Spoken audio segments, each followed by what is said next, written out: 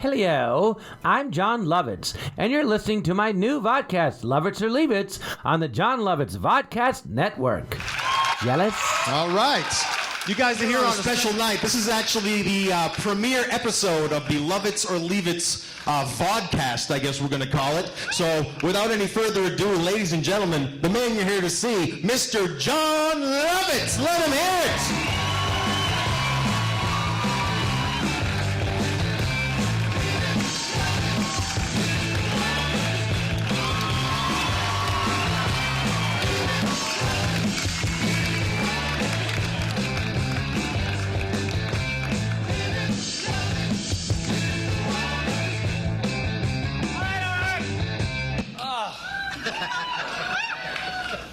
Hello.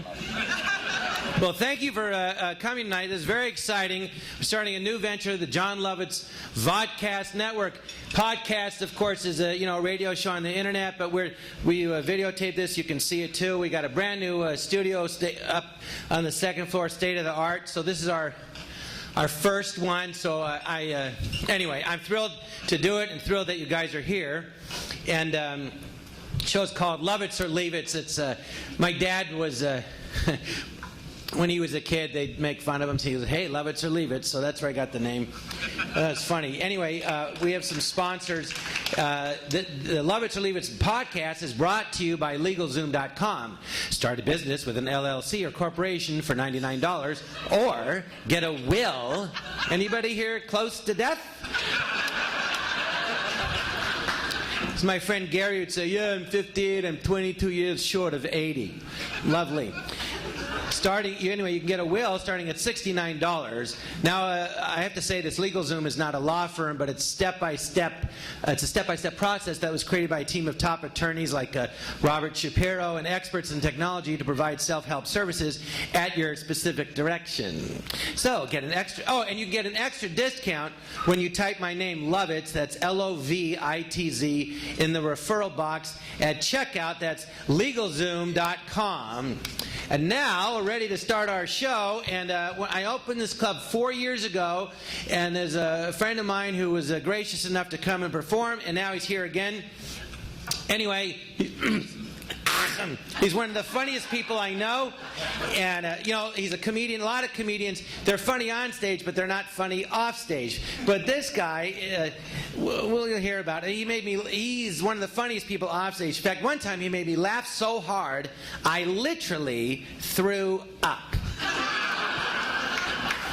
And anyway, you know him from Saturday Night Live and movies. Anyway, he's one of the most talented people I know, and he's one of my best friends. Please put your hands together for the wonderful Dana Carvey.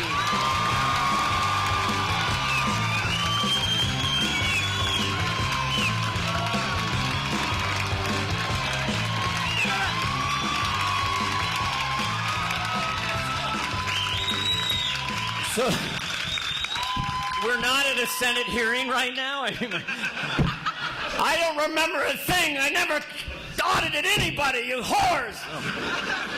Aren't we kind of at some kind of... Senator, I believe that you have the floor to ask the questions. The honorable senator from Louisiana, yes, please. From Louisiana. I said from Louisiana. Yeah, your name is Dana Carvey. Now, Dana... That is a man's name, but Dana is also a girl's name. Well, what? How the hell? My question for you is, your parents... Sir, I just have a question. I have a question. Your parents named you Dana, apparently because you were born with a vagina. And I thought you would say female. Will you shut Loudness does not equal funny. Now, come on. You were born with a vagina. My question is, I have female genitalia and male genitalia. Do you still have the vagina? I was a variety. Do you still have the vagina, and can I see it? You, Senator, you know very well I gave you my vagina 7 years ago. Why are we starting like this? We had so many hopes. We're built up. We're cool. We're from the early 70s, and then vagina jokes. Anyway, I'm sorry. This is a good story. The first time I met Dana was we had a mutual manager, and we met at the office with Phil Hartman, God rest his soul. And Phil and I met Dana, and we said, yeah, Phil... and the three of us became best friends, but Phil is like my older brother. But anyway, we met Dana for the first time, Yes. and he left, and Phil and I said, God, I hope he gets on the show. Phil was going to get it his first year, and we said, God, that guy is so nice. But that's the only time I met him. So the next time I meet him, I'm in my office at Saturday Night Live, Yeah. and you tell the story. Well, I met Jon, and he was he was the #1 comedian in the world at that point, with the liar. Remember the liar character? Kind of. He couldn't help but lie. Remember, yeah. how did that go? You know, he said, that's the ticket, right? Yeah. I would lie like, Dana Carvey's funnier than me. Yeah, that's the ticket. So Kidding. anyway, so Jon was in his office, and I just thought it'd be funny, and he was a very big star, and I'd never been on television, so I just walked in, and I just thought it'd be funny to say to him, hello, Jon. I said, I'm going to hitch my wagon to a winner. And you looked at me And so I looked weird. at him like, what? You thought I was serious. What are you talking about? He goes, let's write something together. I'm thinking, I have no idea what you do. But he did attach himself to me, and I slingshot him ahead. Yes. You're welcome. Well, I would walk around in the church lady dress. Remember, you thought I was weird. I would walk around with her in the little outfit.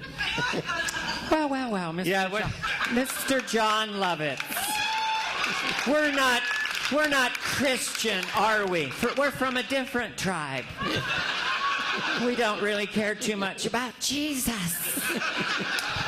We think he's nice, but not necessarily the Son of God. Not necessarily the Son of God. You remember him, the cloud stud, the heavenly host, JC? Mm-hmm. We won't be going to heaven. We'll be just in purgatory until we accept our Savior. I don't care. I'm Jewish. My God is your God's dad. Well, no. We are solving religious differences right now. This is good. Yes. Now, a lot of you want to know about Dana is he started working, and then 10 years later he got the show. But he has worked with some. Tell some stories. Like, remember you worked with Mickey Rooney. You tell me the funniest stories. Well, Jon, thanks for asking. This doubles as a paperweight, by the way. Well, Jon, a long time ago, a small boy had a dream. No, I started in 1976 at a shitbox club in Berkeley, the Los Salamander. Were you guys there? It was a burnout hippie dive. The audience was dancing to my jokes. Good night. No, but I had a Jimmy Stewart impression because I'd done it for my friends in college. In fact, I learned it one night driving in my Volkswagen Bug up in the peninsula in San Francisco, and I just started talking like this. And all of a sudden, I could just do it because I'd seen It's a Wonderful Life so many times that all of a sudden I could kind of do it. So I got my friends. This is a true story. They got in the car. We went to a Jack in the Box. I dropped them off. They went into the Jack in the Box restaurant. I drove around, and the clown goes, "Can we take your order?" And so I did it as straight as I could. Yeah, well, I'd like a jumbo Jack with cheese and a strawberry milkshake. And the clown said, "Is this Jimmy Stewart?" I swear to God. So I came around and well, son of a bitch, it's not me. So when I started out as a comedian, young, scared, insecure, with no experience, bombing nightly in these bars, I always had Jimmy Stewart as a waiter. That was my go-to bit in the early days. So this is how this bit, my first bit, would be like, Jimmy Stewart as a waiter, ladies and gentlemen, and it'd be like, yeah, well, what would you like? What do you mean you don't know what you want? Well, I don't have all day here. Well, fuck you. And it still works in 2013. That's the amazing part. So that's how I survived. And then I went in the clubs. I did all the stupid clubs. I opened for bands for about 4 years. And then I got on a show on NBC. And I was with Mickey Rooney. I played his grandson. And Nathan Lane played my roommate. Scatman Carruthers was on there. And this was at Rockefeller Center. It was on the 6th floor? On the 6th floor. It was my first job, and I went to New York. I was scared to death, and I'm on the 6th floor. By the way, the Saturday Night Live's on the 8th floor in their studios, and then the 6th floor is where Conan O'Brien was, and Jimmy Fallon, the studios. And I would go up to the 8th floor. This is in 1980. I'd go up to the 8th floor, and I'd watch Eddie Murphy and Joe Piscopo rehearsing, thinking, my God, I want to get to the 8th floor. But I was the straight man. I mean, the first day at the read-through, I thought I was going to be funny, but Mickey Rooney just slams the script down, points at me, and says, "You're the straight man. We do the jokes." Mickey, do the #1 star. Well, Mickey Rooney, was certifiable. I didn't know it was my first job in television. He was the craziest person I ever met, by far. And he would all day long say this, and I'm going to say it to you exactly the way Mickey Rooney would say it. "I was the #1 star in the world. You hear me? Bang. The world." Now, he said it all day long. And you'd be coming into work, and you'd hear him down the hallway and go, "Judy Garland never owned a car. You know why? Because they pumped her so full of drugs they killed her. How old's Robert Redford?" 34. He was one of these show business guys that his time in show business was 6 months less than his age. He was 62 at the time. "I've been in the business 61 and a half years. I was the #1 star." You want to talk about that Farrah Fawcett? Well, you can do that one. Well, I'll just do it. No, you told me. I'll do it quickly. He's on the set the first day. My parents are excited. He's Andy Hardy, right? He picks up a magazine cover of Farrah Fawcett. He sticks on his crotch, and he says, "I'd like to stick it in her brown." I called my parents that night. "How was Mickey?" "He was terrific, Dad." What a wonderful man. The funny part was Mickey was convinced I was gay. Because I had a cherubic face, whatever. So Nathan Lane, who I befriended, was gay. He's openly gay. And Mickey would put his arm around Nathan, this is true, look at me and say, "I'm just glad I like girls." Yeah. So I had to pretend I was gay to cover for Nathan. It was just too much. So. Anyway, And then 10 years goes by, and then you had 2 auditions for Saturday Night Live. And what, the first one in a club at midnight or something, and Lauren came? The Comedy Store. I followed Sam Kinison. So Kinison destroys. There's not even an MC. So Kinison, who is probably my all-time favorite stand-up, if I had to pick one, like the most powerful, and just brilliant. And so it's like he destroys the room, and then they mumble from the background, and they never got my name right. And now, ladies and gentlemen, Dana Carvey, So I go up, I played a dead silence, it's Saturday Night Live, people were there, but not Lorne. Lorne came later at Igby's with Cher. With Cher. Oh, that's the one I remember. Yeah, that was the night that was really terrifying. Yeah. And Igby's, it's not, I don't think it's there anymore. It's a small comedy club off on the... Well, I bombed so many times at the Improv and the Comedy Store. They'd put me up at 8 o'clock, and they go, "Norman Lear's here." And it would just be dead silence. I mean, I was playing comedy clubs in San Francisco. I had a following. I'd go all out with my first joke, and it would just be a swing and a miss. Just dead. You just feel so awkward. What the fuck? I can't believe it. And then finally I said, I'm not going to audition for Lorne Michaels at the Comedy Store or the Improv. So there was this little club on the West Side, and Rosie O'Donnell was headlining there. So I called and asked them to ask Rosie. I didn't know, could I come in and do 40 minutes with her audience? And so she let me go in there. She got a TV show off of it.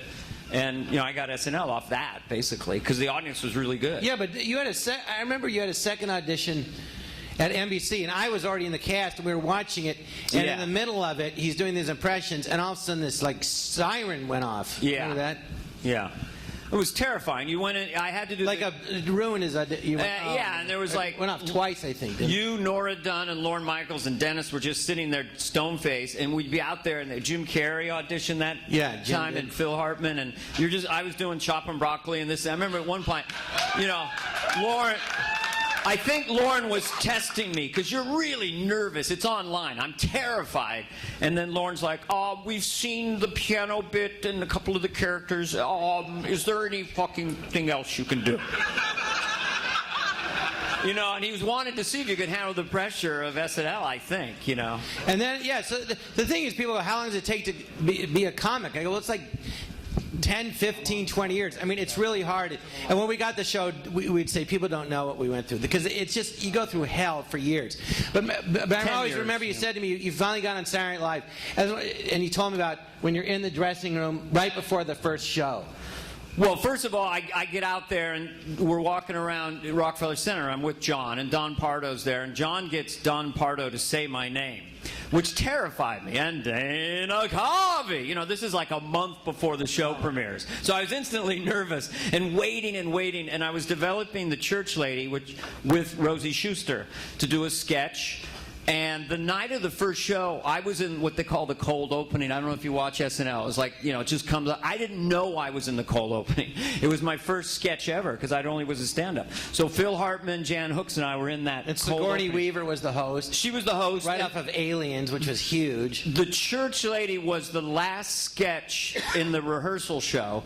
The practice show was right before the Good Nights because no one thought it would work. But I went there with the dress the first time. I said, well, isn't that special? It got a huge laughs, like, fuck. So then it got moved up.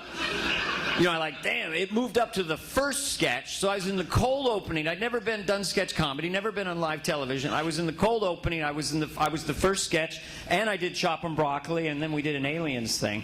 And our manager at the time, Brad Gray, kind of a guy who has a soft voice like this, he's our manager. He comes into my dressing room right before the show. He goes, I don't know why it happened. I don't know why this is it, but it's your show. You know, I don't know why it's your show, but it's your show tonight, you know. And the show... He's the chairman of Paramount now. He is. The show was not picked up for a full season when I got on the show. We only had an 8-show pickup for the only time in the 35, 40-year history.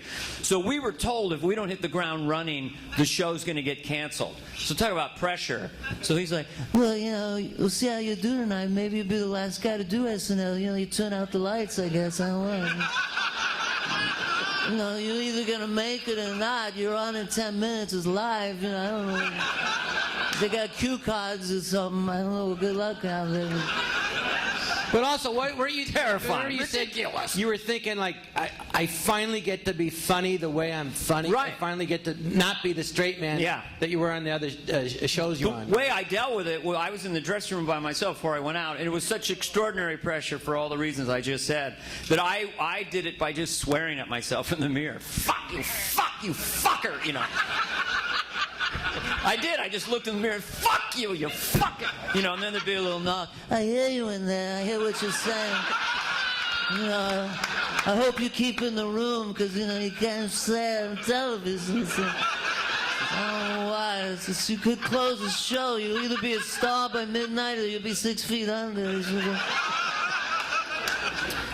And 7 years later, you got the Emmy for Saturday Night Live. I did. Lucky. And what Bob Hope gave it to me. That was a thrill. Yeah, I remember watching Bob Hope said Dana Carvey, and I just was like, oh my God, that's amazing. Well, we'll be right back with more of Lovitz and Leavitz.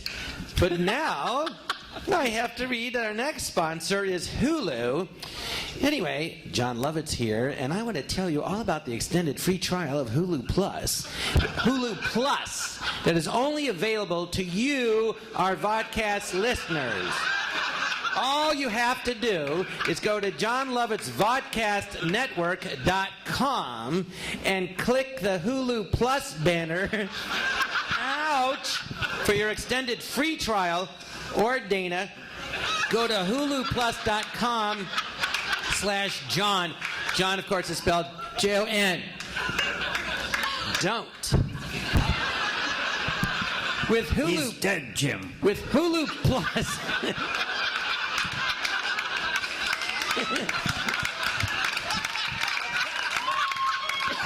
I don't know what it is, Captain. It's some kind of creature. Everyone did Star Trek. That was. You need to finish this commercial. Finish. With Hulu Plus, you get total control. Dana, please. With Hulu Plus, you get total control to watch thousands of shows wherever and whenever you want. So if you want a free trial of exclusive content in your living room and on your mobile devices, also just so you know, Hulu Plus it can work on connected televisions, game Who is consoles, keeping track of this fucking commercial? Blu-ray, It's way too detailed. Roku, Apple TV. Go to PCs. Sorry, I want to get paid, you fuck. Shut up! What do we have, homework? Write this down. It's Hulu. I'd have been done by now if you would stop interrupting. Jesus. Go ahead. It's only a third of the way. Go ahead. Silence! You impudent fool! Why did I say yes? Apple TVs, PCs, or on your smartphone or tablet on demand at all times. All right, go ahead, John. It's a good commercial, real clean Hulu and Plus. simple. Right to the point. Shut up! Yeah. Hulu Plus is only $7.99 per month. But anyway, they're offering a free extended trial of Hulu Plus that's only available to you, our Vodcast listeners, not Dana Carvey. I can't believe it. Take control of your TV watching experience. Go to JonLovitzVodcastNetwork.com and click the Hulu Plus banner for your extended... Click the Hulu Plus banner for extended your trial. Extended free trial, or go to... At Jon Lovitz Podcast. That's Jon Lovitz. Go to JONLOVITS. HuluPlus.com/JON. That's JON. You are insufferably rude. We know what Hulu is. You could have said Jon Lovitz Podcast, brought to you by Hulu Plus. Let's go.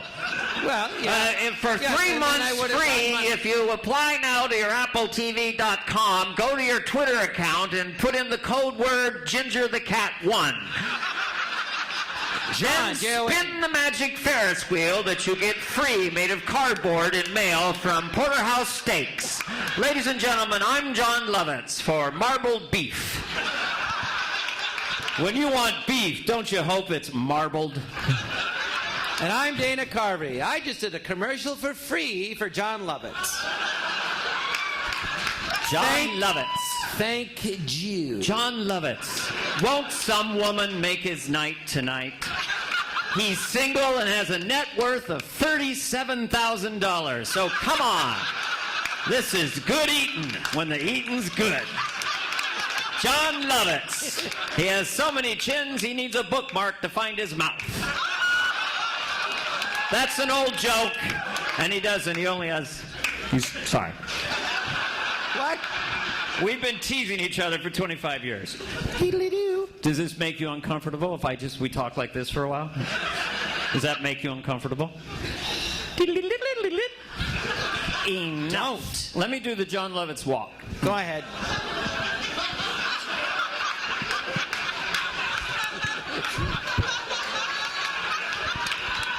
Fine. Enough.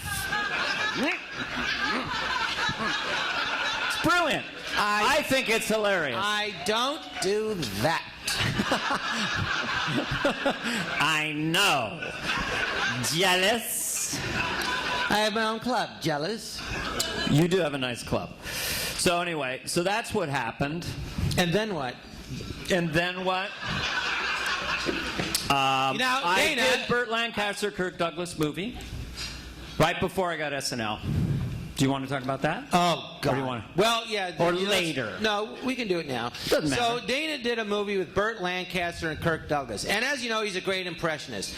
So he can impersonate both of them. So this is a bit he did. And I was laughing so hard I said, please, please, you have to stop. I have a cold. I'm going to throw up. And he kept doing it, and I threw up. And we're in a parking garage, and he drove away. I drove away. Left me stranded. Then he comes back a minute later, and he looks at me. I'm still throwing up, and this is the look on his face. He's like this. And he drove away again, and he left, and I had to walk, find him somewhere. Right. But this is the funny...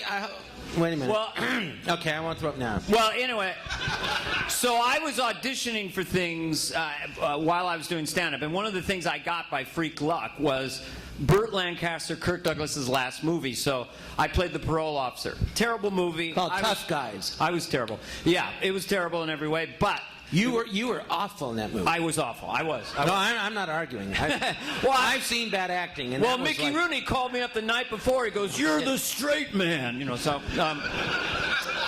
So I got to be around Burt Lancaster, Kirk Douglas, and for a baby boomer, it was like, my God, just to hang out with him. So the first day I walk up to Burt Lancaster, I go, "Hi, Mr. Lancaster. I'm Dana Carvey. I'll be playing Richie, the parole officer." He goes, "How many movies have you done?" I go, "This is my first movie."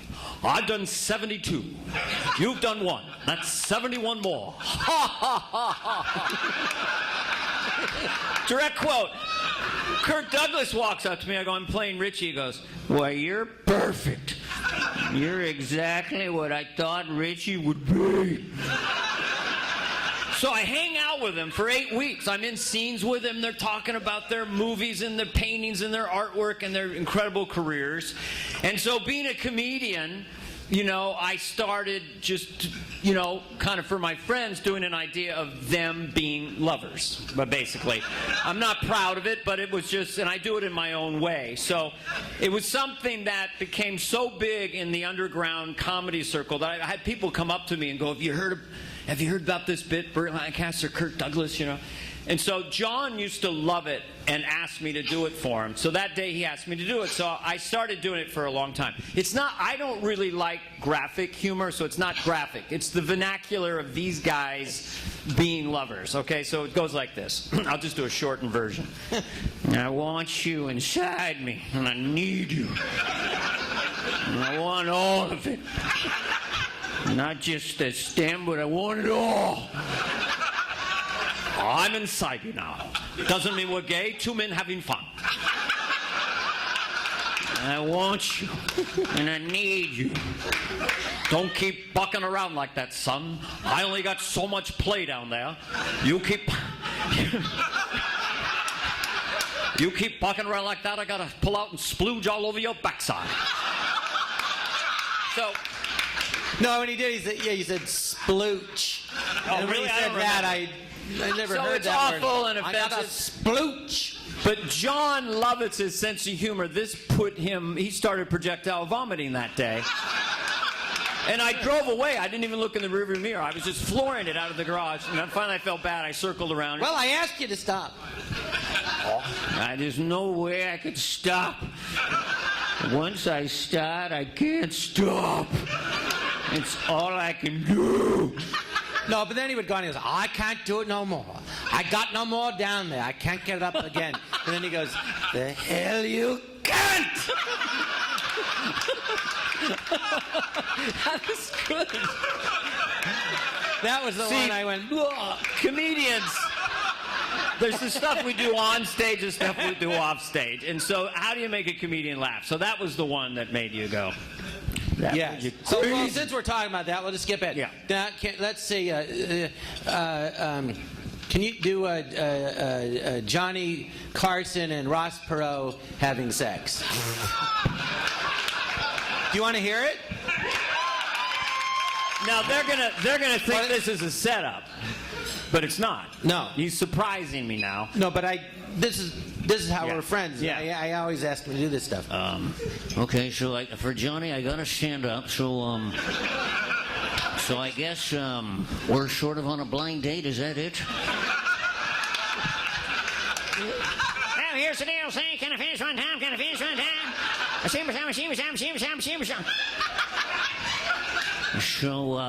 So we're gonna sort of make whoopee. Is that the idea? Am I the pitcher or the catcher? Now, come, let me finish one time. Here's what I want you to do. Drop your trousers and say hello to Texas. I didn't know this was going to become homoerotic. You know, the amazing thing about Saturday Night Live is you meet all the most famous people in the world, and one of the most amazing things to me that happened to Dana was when it was 1988 and had the presidential election. Mm-hmm. So whoever's running for president, they say, whoever you look like, that's who you play. So they said, all right, you're Jewish, you're Greek, you're Dukakis. But you did a great We did a Dukakis. debate. I was Dukakis, and Dana played George Bush Sr. And we had that first debate that Senator Al Franken wrote and Jim Downey. And I'm going like, I can't believe I'm losing to this guy. And that became famous. But anyway, Bush ended up winning, so Dana got to be the president for the next 4 years. And you called me with a congratulatory call after my impression won.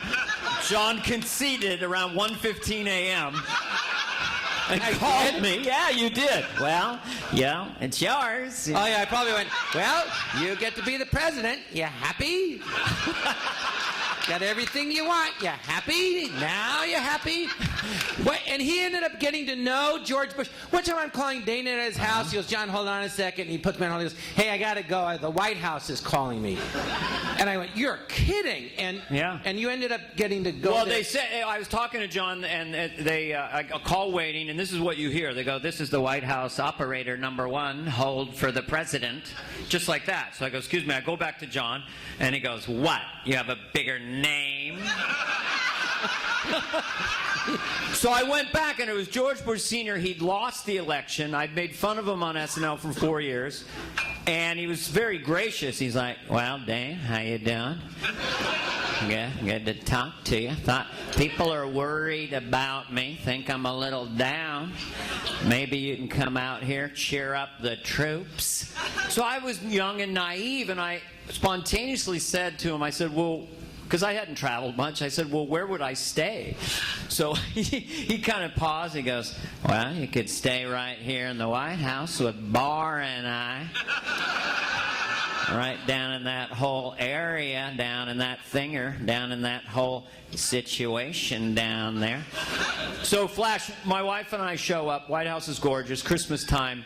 We go down and we're in the Lincoln bedroom, and everyone always wanted to know, did we make love in the Lincoln bedroom? And I always found that question offensive. I don't think that's anyone's business. Well, did you? No, I'm not going to say, but my son's middle name is Abe. My point is this. Nothing gets a woman hornier than the Gettysburg Address. I have no idea why. I straddled it, was reading the Gettysburg. No, anyway. And you told me we had Lincoln's ghost. You had sex with a dream. You had sex with Lincoln's ghost. I did have a weird erotic dream about. Yeah. Daniel Day-Lewis was in it. This was in the 90s. Can we stop this war? Daniel Day-Lewis is nothing short of a miracle, as Abraham Lincoln. Even Jesus would say, wow. You wish you had a time machine, so you go back to 1860, meet the real Abraham Lincoln and say, you're good, but Daniel Day-Lewis is better. Sally Fields is nothing short of a miracle. Mr. Lincoln, Mr. Lincoln.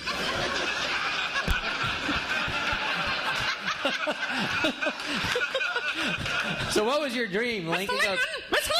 Lincoln. No, I don't remember Dana it. Carvey. I don't remember a dream. I remember having cocktails with George You Bush. told me you had a dream. It was like Abe Lincoln was like, Dana, it's me, Abe Lincoln. I want to stick it in your brown. I should have known this would become pooey and homoerotic, this show.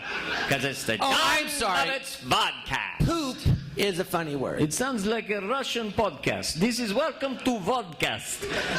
We don't really have video, but we can say our piece. So welcome to Jon Lovitz Vodcast. Was the Lincoln bed? Was the bed comfortable? The bed was very comfortable. The Gettysburg Address was there. Was it that Lincoln's actual bed?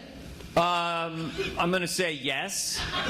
It was a Sealy Posturepedic, and they were around the 1860s.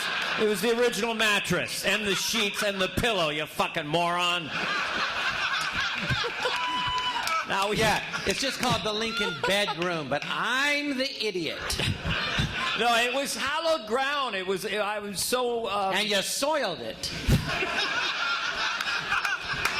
But you're splooch. You're my wife. I'm inside you. Now I'm going to spooch all over you. Either I'm going to drag you to cleaner comedy, or you're going to drag me to bluer comedy. You said it. And right now, we're right in the middle. Splooch. No.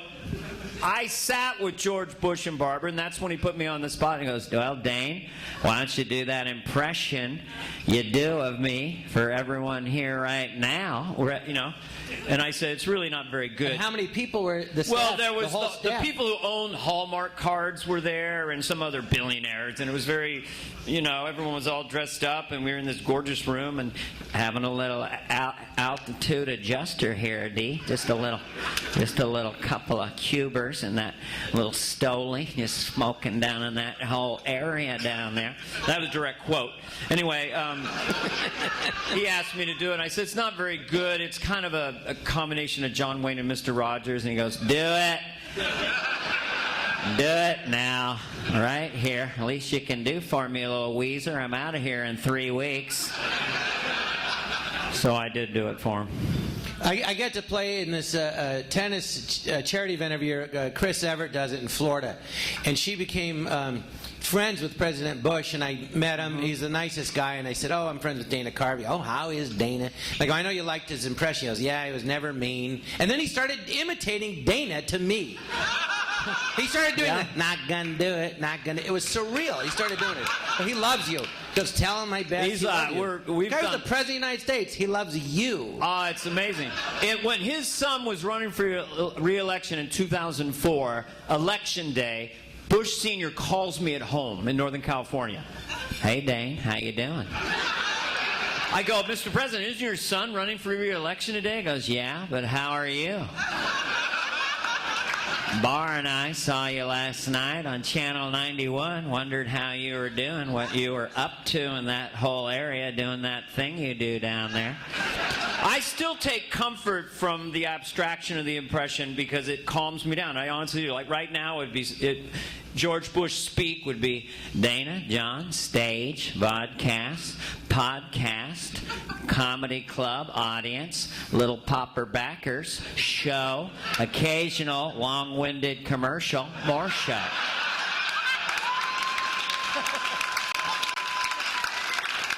Does this make you uncomfortable?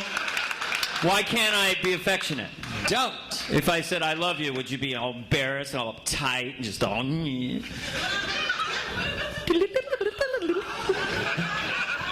John and I had the funniest relationship on Saturday Night Live.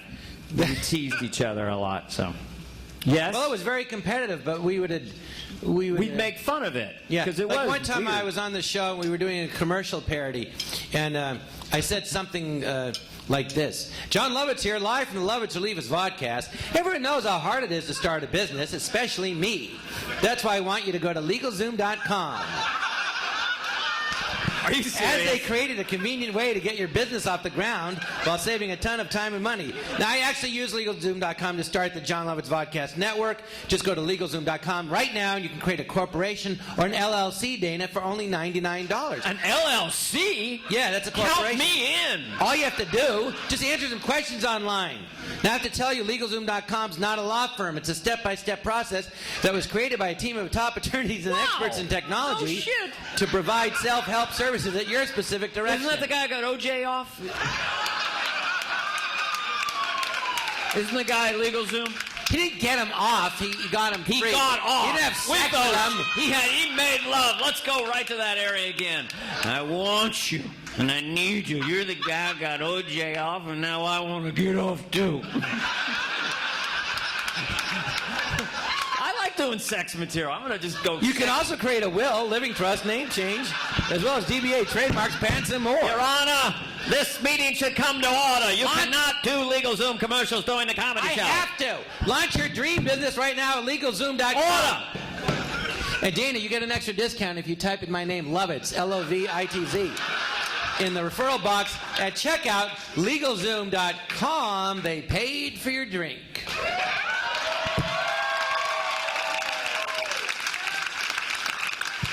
LegalZoom.com. Yes, it's LegalZoom for all your legal needs. LegalZoom. When you need something legal, it's LegalZoom. Could have just been that. I will write your copy next time. It's too long. You can't. No one gets into the details. They're too. Well, your LLC, your WLB, and please bring your W-2 form to LegalZoom.com-72. Put in the password Lovitz or Leavitz. Scared? Everybody's a comedian. That's true. Dana, this Yes, John. time we were going to talk about some more impressions you do, but we'll skip around. Sure. Hey, I have a question for you. Oh, I know. Welcome to that- ADD No, I Theater, just saw this starring one. Jon Lovitz. This is a great. Do you have difficult time concentrating? It's Jon I do. Lovitz's ADD podcast. Concentrate on the number 1 and the letter L for 2 seconds. If you can't remember after 2 seconds, take a cyanide pill or dip your head in a bowl of ice cold water.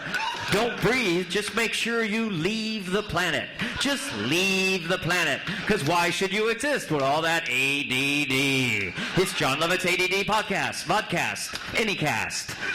Go fishing. AD what? I don't know. It's called improv. Who? Who's on fast? Hey, look. on There's second. people here. Oh, all right. What do you want to do? This one. Oh, okay. Oh, again, we go a little bluey. Well, blue. you said you Well, like Deepak Chopra. You're Well, I find Deepak Chopra funny because it's sort of the way he is so perfectly confident. He totally knows what are we doing here on the planet.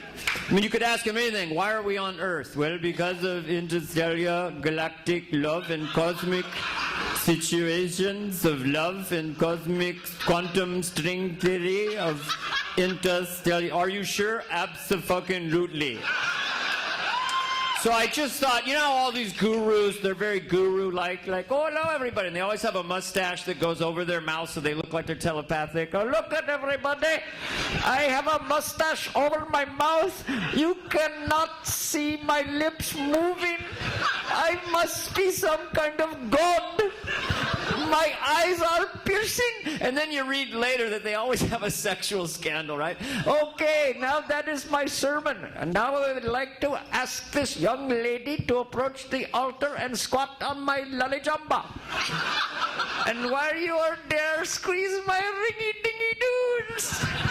So I just thought, what if Deepak Chopra, you know, he's a man, you know, he wants to be spiritual, but he's a man. So what if he had Tourette's and a lot of his inner feelings came out? That was the premise.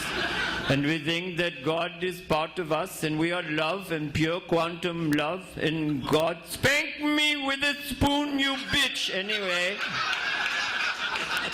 we love, and people will always care for each other on the earth. Next time, all wear the panties. Anyway. We know that love is peace, and they call my penis Mr. Tibbs. Anyway, you have to be over 40 to get that joke. I'll tell you one thing, if you have a cardiologist, make sure they're from India, because anything sounds good with an Indian accent. Any news. Oh, let me tell you, you are totally screwed. I mean, totally. Oh my God, I can't believe you have a pulse. Do you want to read a commercial? Not yet. Okay. What else? We Throw me something Dana, else. We kept trying to get sketches on the air. They wouldn't let us. And one time, we had a sketch. We played two guys from India. Yeah. And they were really. Well, my favorite characters is people go, yeah, that's you. But you know, arrogant idiots. So it was these two guys from India, and they're pilots. Fools. And Phil played a American pilot that was training them.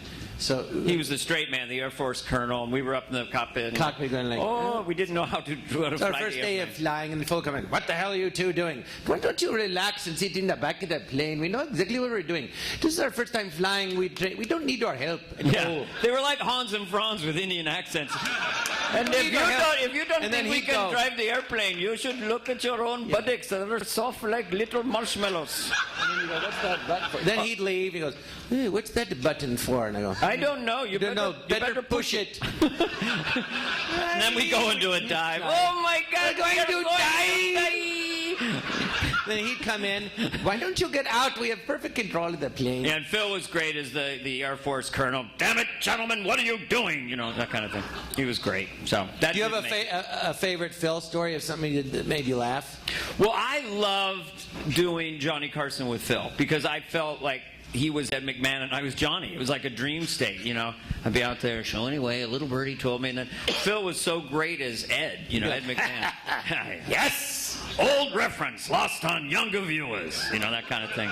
It's great. Yeah, I love doing that. And the weird thing is, I remember Arsenio Hall had his talk show come out, and then you were doing Carsenio. Yeah. And now, we'll talk about that. Which Johnny didn't mind. He actually, I heard that Johnny Carson at the time, it was Arsenio and Carson combined. So I was playing Carson, but I had like an afro, and I came out and I had an extended finger, and I was like, Whoop, whoop, whoop, whoop, whoop. Did you know this, Ed, that a crib is actually where they live? It's not a baby bed. It's just, they call it their crib. Is that weird? Is that wild? You know, that kind of stuff. And Phil's like, you are correct, sir. You know. Their hair was just... But then... Now he's got another show. Who? Arsenio. He's doing a talk show again. Good for him. Wow. That's amazing. Goes around, comes around.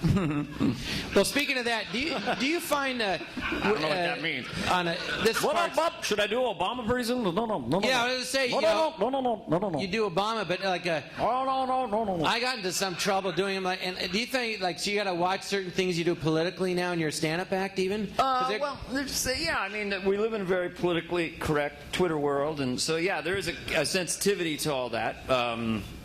But with Obama, it's just, you know, I'm always trying to find a character, an abstraction that the audience will accept. And so the hook that I got with Obama, which I'll do for you now, is kind of interesting because, you know, with Bush, it was like, I did it, and all this energy, and W is like, hey, what's going on?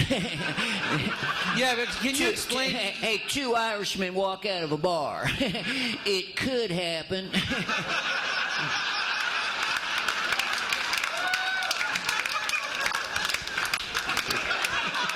To me, George Jr. was surfing and hiking all the way through his presidency. How y'all doing? I'm a president. Yes. But you said, you know, see, people, you used to explain to me, you go, well, Rich Little, like, it's brilliant, it sounds just like the guy. And your approach to an impression is different. Can you explain that? It's different. Well, it's fun when you can do things the character doesn't even really do. I don't know if George Bush Sr. ever went, not gonna do it. But he was a little lazy in his syntax, so it was an extrapolation. And then the musicality of it is what makes me laugh. I still enjoy saying that. Not gonna do it. Not gonna do it. Wouldn't be prudent at this juncture. I mean, that's just a fun song, isn't it? Dum-ba-da-da-da, dum-ba-da-da-da, one-da-da-da at the how. I should sample that and do a rap. But when you do impression... Oh, go ahead. Not gonna do it. Wouldn't be prudent.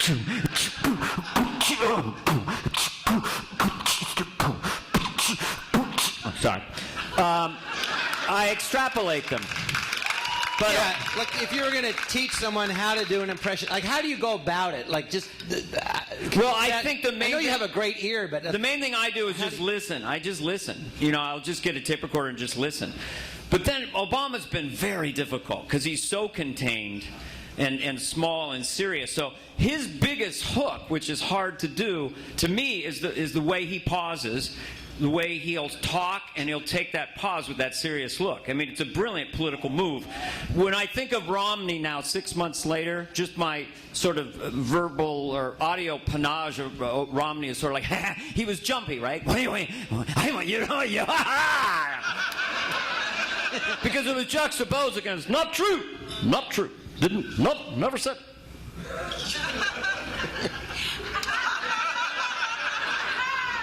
He has that kind of macho stare, you know. I would listen to him all day. I mean, because I really am now enjoying the rhythm. I've extrapolated. Jack and Jill went up the hill. To fetch a pail of water. Jack fell down and broke his crown, and Jill fell surely. No.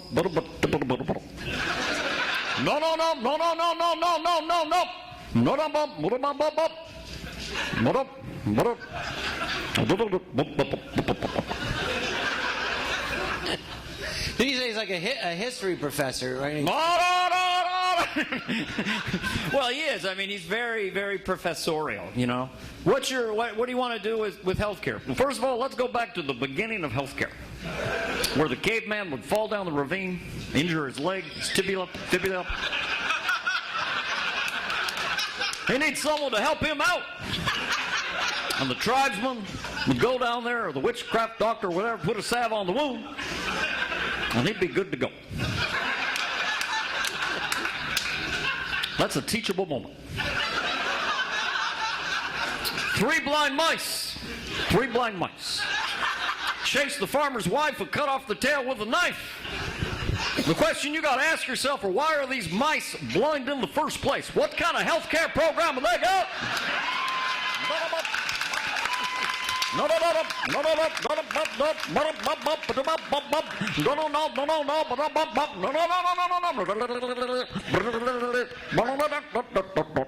That's where I want to get to, but I'm not there yet.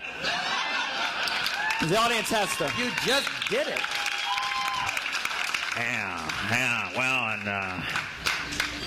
and should I do my favorite bit as a written comedy bit? No, I don't. Okay. So. Should you do your favorite bit? As a written piece. No, it's not interesting. I'm kidding. Of course I want to hear it. It's time to sell Cheerios. I got a feeling. I haven't seen the light. Do I have to do another one? No, it was. Yeah, of course I want to hear it. Well, so this is your favorite written piece? Yeah, because it's hard to write a piece of comedy that has a complete circle and a perfect ending, you know, and also keeps escalating throughout the bit. It's really difficult. You mean a beginning, middle, and an end? Okay, Mother Goose. This Dick Cheney, when he shot the guy in the face, this was the bit, and it just worked out for me. It was just like, it took me a while to get the third piece, which I'll tell you after I do it. So okay. Dick Cheney shoots the guy in the face, calls George W. Bush goes, Hey, Dick, how'd you do down there in Texas? You bag of quail? Not exactly, Mr. President. Well, what'd you do down there? What happened down there in Texas? Actually, I unloaded the full complement of my buckshot into the face and neck of a 78-year-old Texas lawyer. Goddamn, Dick, you're the gift that keeps on giving. By way of explanation, Mr. President, he was 6'2" with silver hair, glasses, and an orange vest. He looked not unlike a baby quail. He emerged from the brambles. He startled my party. I heard a voice scream out, "Don't shoot, you moron." A common trick of the indigenous Texas baby quail to mimic human voice. I said, "Taste my lead, bitch," and squeeze the trigger. So I'd done the bit, but I didn't have the common trick of the indigenous Texas baby quail to mimic human voice until I'd done it for 6 months. So when I got that, I was like, damn, now I've got an ending. Rather than just, not gonna do it. Hey, I'm done with that. Now let's go over here, you know. See, it's a symposium on stand-up, too, John. We can... Well, yeah, somebody said, what makes a great stand-up? I said, well, you know, the delivery, the timing, the persona, but the writing. You have to know how to write and become a great writer. How did your writing develop over the years? You pixie. Thank you. I don't think I really worked on it that much until recently, you know, until the last few years, you know. Really The last Jew years? Yes, I said Jew years. You did. What's that about? What do you get at the movie theater? Junior mints? No, Jew bees. Is it okay? Am I like Alec Baldwin now or something? Is it over? Should you don't Should tweet you just it? handcuff me? I don't know. As long as you don't tweet it. Well, I think, you know, word packages, because, you know, growing up with Monty Python and loving them, you know, and repeating their albums and stuff, we're the knights who say neat and all that kind of stuff. We let you pass if you build us a shrubbery, and that's the kind of hypocritical nonsense I come to expect from you, you talentless toads. You sit there with your Tony Jacklin golf clubs and you I got to thank Dana because I'll tell you a story about stand-up. I started doing it when I was like, 10 years ago, because we had the same agent, we had the same manager, and I said to my manager and agent, I said, can you get me some work in movies? I go, I'm not broke, but I'm going to run out of money in 5 years. And he said, well, why don't you sell your house? I said, what? That's a good manager. Why do I sell my house? You could always sell your house and I go, become you're building pool a mansion and I should sell. I go, he goes, we'll move to a smaller house. I go, why don't you get me work? So I knew, I go, well, that's done. So I finally started doing stand-up over 20 years, and Dana gave me some great advice when I called him up. He's one of the best stand-ups I've ever seen, as you can see. And I said, Thank you. So I'm a sketch player, and then I didn't know it. Even now, I really go toward writing a one-person sketch. But thank you. But I always told you to do stand-up because I knew you'd be great at it. I didn't know what he goes. I go, what do I do? He goes, you're stand-up now. I didn't know what he meant. I know now, but I'd say, what do I do? He goes, well, you got to have fun on stage, and he said, a lot of beginning comics, like they'll write a long intro to the joke, like 3 minutes, then they'll do one joke, then they'll do another long intro and another topic, and he goes, it's a recipe for exhausting the audience. And then you said, I know, I had 20 minutes of material. I finally got to 20. Believe me, you've never done it. 5 minutes is forever. But I got to 20, and then the more stuff I wrote, I couldn't get past 20. I said, well, how do I come up with more material too? I can't think of anything. He goes, well, look at the topics that you have, and how can you expand on those? I'm like, oh. And that's the stuff comedians have to discover. If they don't know on their own, it takes like years. So I literally, I wouldn't even have a stand-up career or club without you. So I want to thank you. Oh, well, I give you a lot of credit. You know, all of us, we've been Oprah-sized for our protection. You know, she's one of my favorites, but, we all want to be self-actualized and start a new life and live our best life. I mean, I've literally gotten depressed seeing her magazine in a store, are you living your best life? I don't fucking know, really. Who's the guy who sees that and goes, I'm living my best life, But I give you credit for, in your 40s, reinventing yourself and taking on the task of one of the toughest things in the world, to stand on a stage with a microphone for an hour and do jokes. That's not easy to do, so congratulations to Jon Lovitz. Thank you. Well, I tell you, I felt like Grandma Moses. Remember her? She started painting when she was 75. I beat the Laugh Factory, and one guy, I don't want to say his name, Jay Moore, but he'd be on stage, and he goes, "You're old. What are you doing, Lovitz? You're old." Then he said it a second time, but the first time he said it, he got on stage after me, but he made the mistake of saying it before I went on stage, which is an idiot. So he's very he said competitive. It again, what are you doing, Lovitz? You're old. Give it up. You're too old. So I got on stage and I go, well, that's true. Jay Moore says I'm old, and I'm old. I guess I am compared to him. I'm 15 years older than Jay, but for the first 15 years of my life, Jay was technically dead. He goes, oh, Lovitz, I love you. Where'd you say that? And I go, stop saying I'm old. It's tough, but if I can do it, you can do it. That's the thing. You can do anything. You just got to go for it. And I was scared to death. I'd go on stage. That was the best advice. I'd be standing up at the Laugh Factory. I'd say to the Jamie Masada, guy who owns the Laugh Factory, you got to push me up on stage. And my heart was pounding in my chest. I said, Dana, you can say, I said, how do you get over that fear? Because it's the worst. You're on stage by yourself. You see a comic do it and kill. You go, I can do that. It looks so easy. Then you get up there and you're like, well, where's the comic? And you go, oh, it's me. And there's nothing. And then you tell a joke and everyone laughs and then they stop and they're just staring at you. You're like, oh, fuck, another one? Horrifying, really horrifying. Isn't it? It is. And then when you bomb, it's the worst. You just want to crawl into a hole. And what was my advice that I gave you? Just keep getting up on stage, and eventually it goes away. And your legs feel like going up those little stairs. They say your name. They feel like lead. I mean, but yeah, eventually it went away. If I think about it too much, if I'm headlining somewhere and I got to do 90 minutes of stand-up, I would just start crying if I thought too much about it. Because, ladies and gentlemen, please welcome me. You got to put words together for 90 minutes and commit. It's just terrifying, Hold me. Hold Pussy. me. Will you hold me? I didn't know you were a puss. We've either gone poo, we've gone puss and boots. I'm Jon Lovitz, the Jon Lovitz Podcast.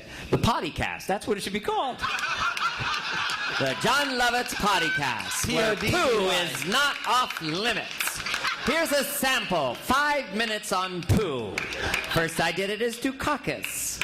Then I did it as the Fibber Woman. I know. But you're doing great. You have all these projects going on. Are you so busy that you have your own receptionist? My own receptionist? Yeah, do you have that? Is this a joke? No, because, having your own receptionist would be great. But paying their salary is expensive. That's why thousands and thousands of entrepreneurs are now using eVoice to enhance their image, work faster, and make more money. Go ahead. eVoice. No, do it together. eVoice is mentioned as a key tool for today's businesses in both Inc. magazine and Forbes. With eVoice as your virtual assistant, you get your own toll-free number and dial by the name directory. Every call will be professionally answered and routed to wherever you want. eVoice. Even types out all your voicemail messages. It types out your voicemail messages and emails them to you instantly, just like a real receptionist, but without the high labor cost or the sexual harassment charges. Unbelievable. Really, John? Is that possible? Your Honor, harassment, nothing. It was her tits. Truth to power, bitch. Say it again. With eVoice. It can't be true. With eVoice, your toll-free number and virtual assistant start at $10 a month. But right now, you can try it for free for 30 days with promo code Lovitz. Wow, there's much more. It is amazing. I can't believe it. It's so many more. I believe in eVoice. You get an 800 number. So if you like Dana, you're famous. Someone goes, "Give me your number. Come on, give it." Right. Oh, you're too good for me. Give it. And they pressure you. Go. So you give them an 800 number, and it can go to your office and go to your cell phone. You don't have to give out your private number. And then you get messages. You don't want to listen. You get an email, and it types out your messages. So if you go to eVoice.com right now, use the promo code Lovitz, my name, Lovitz, or go to JonLovitzVodcastNetwork.com and click the eVoice banner, right now. But not you here right now, because then you'll miss Hello, the John. show. John, I'm the CEO of eVoice. Yeah, we'd like to advertise in your podcast. We have 1,700 words in our ad copy, and we're willing to pay $6. So just get back to me at 1-800-eVoice. Thanks, John. $6 more than you made. What? I'm scared and mad at the same time. No, it's great. You're doing a great job, Hey, I just John. wrote a This song. is a very successful... I just wrote a song about you, Dana. Do you want to hear it? Dana Carvey is gay. No. No? What is it? Softly, slowly, that's how Dana likes it. Needling, bleedling, it's not a word, don't get mad. I don't even want to think about what you just said. I'm not even sure. Oh, Dana Carvey likes it where the sun don't shine, the sun don't shine. Jesus, Dana, the time has gone by. Dana, I want to thank you for being on the show. What about the Q&A? Oh, fuck. I would have done it. You made me forget. Senator. Where's Al Del Benny? All right, listen, folks. So I forgot. This is the Q&A section of the show.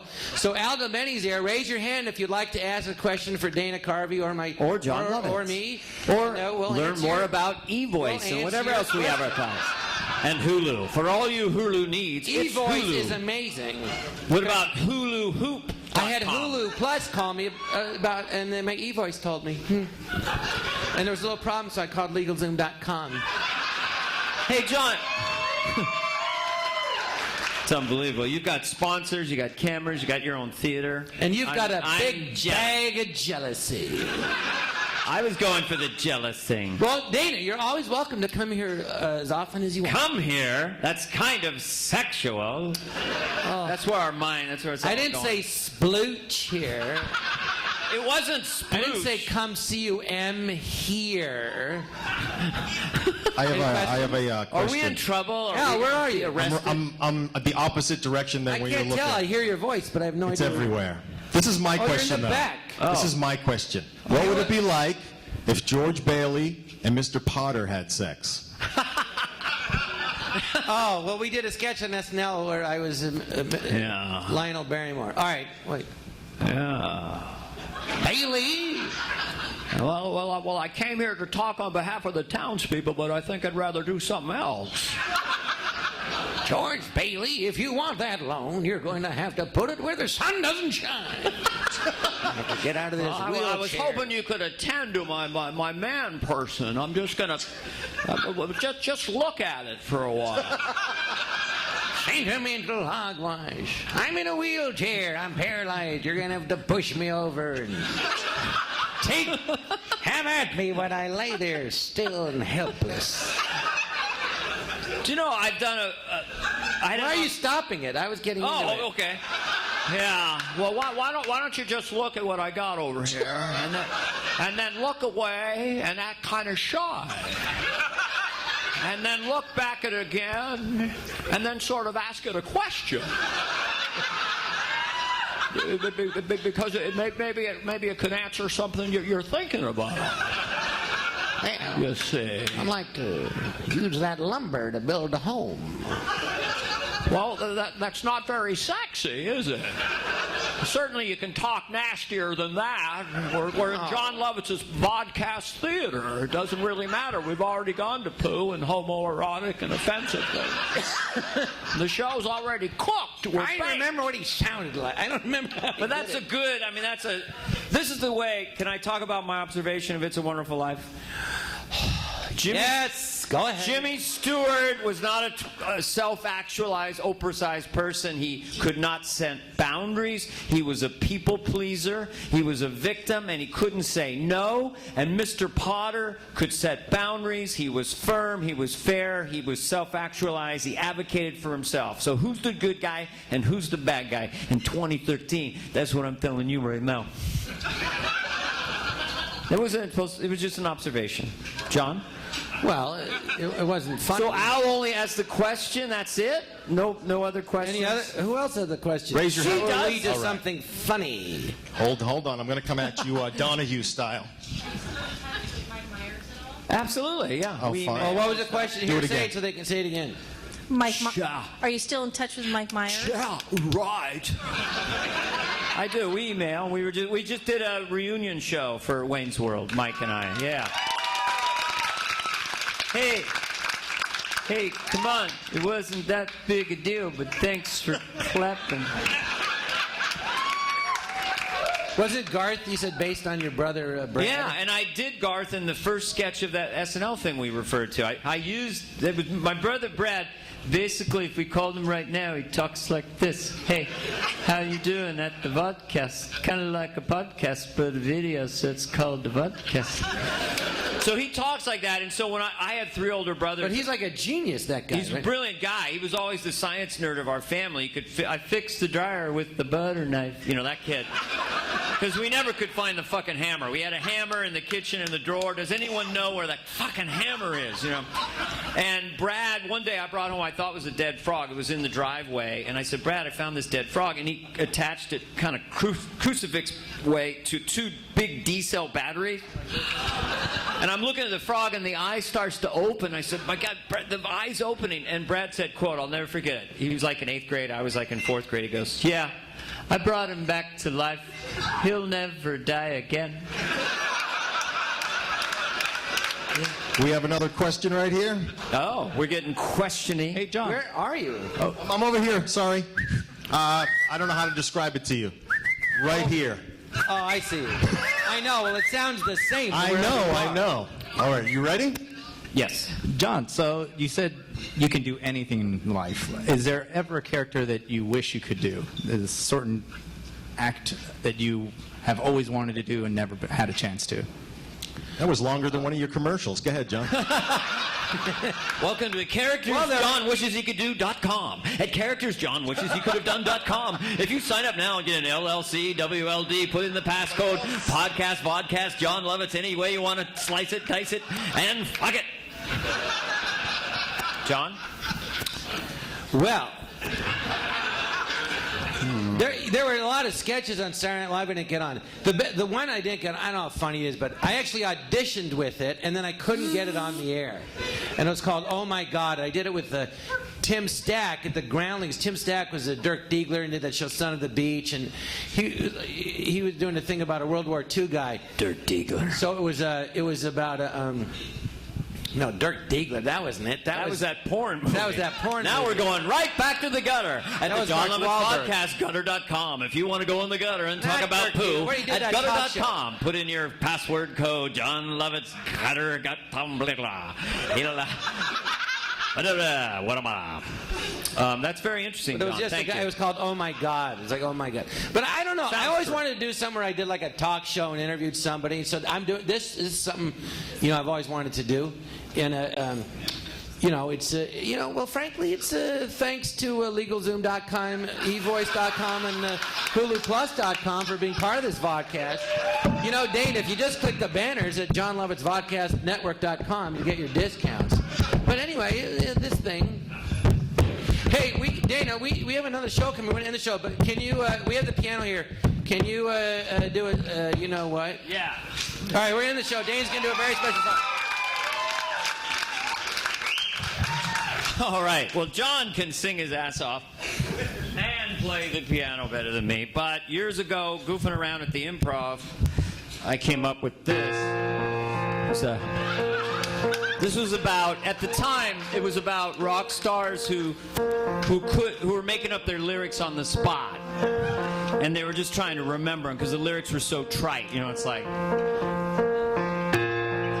she's cold as ice.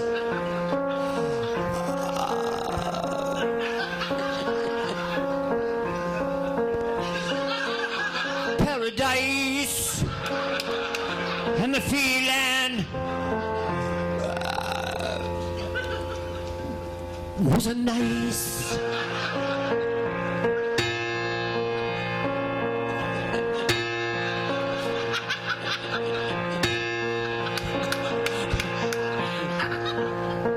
Lady, I know if I didn't know her, she'd be the lady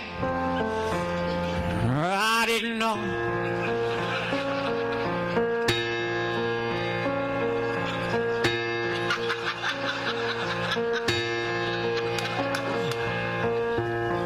My lady, she went downtown, she bought some broccoli.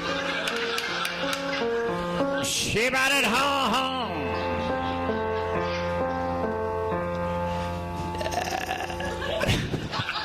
She chop on broccoli. Chop on broccoli. Chop on broccoli. Come on, John, you take it. Chop on broccoli. Chop on broccoli, you're coming off gay. You're coming off gay. Chop on broccoli. Oh, chop. Go for it. Go for it. Go now. You can sing. She's chopping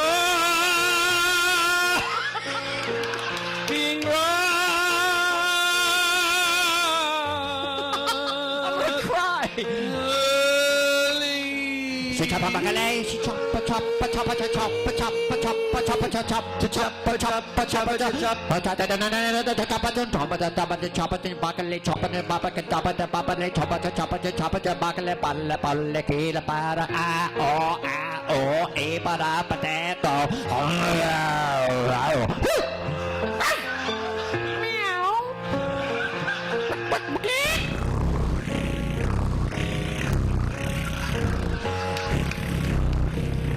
Don't you hate it when your cat would walk around the piano in the middle of the night and wake everyone up like, what the fuck? Oh, it's just Boots. Half hour later, meow, meow, meow. She chop up a she chop up a she chop up a she chop up a she won't chop up a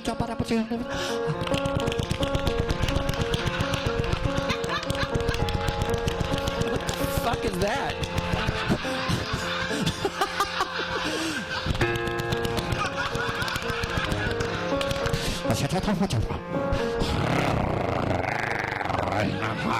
She chop and broccoli. Drop your shorts, we don't have much time. Hit the Jon Lovitz podcast. I mean, podcast. LegalZoom.com. Brought to you by that guy who got OJ off. At LegalZoom.com. He got OJ off.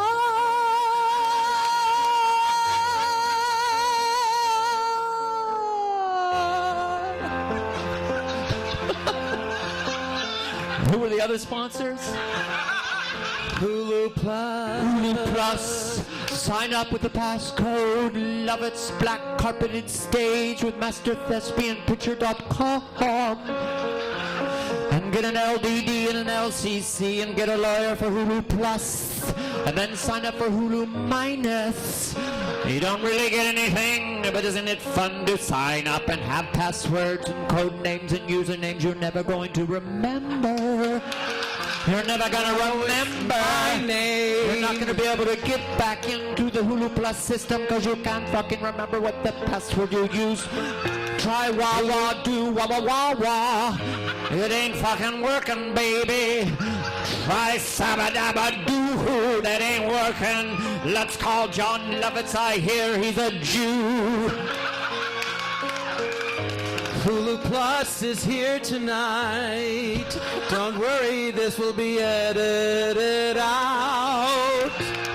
All the best stuff will be gone. You're All not the getting best my stuff. money. Nice You got try. paid $68 by 7 sponsors, so we'll crash the comedy of the show to keep the $68. eVoice now, eVoice. That's the other sponsor.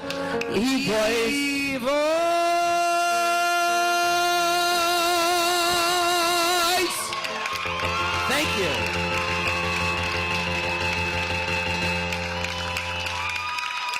Dana Carvey.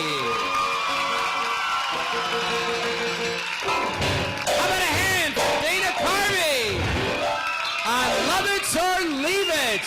Thank you. Thank you so much for coming. And thank you to the wonderful Dana Carvey. And Jon Lovitz. And to all our sponsors, I was just kidding. Thank you. Take a joke, you fuck.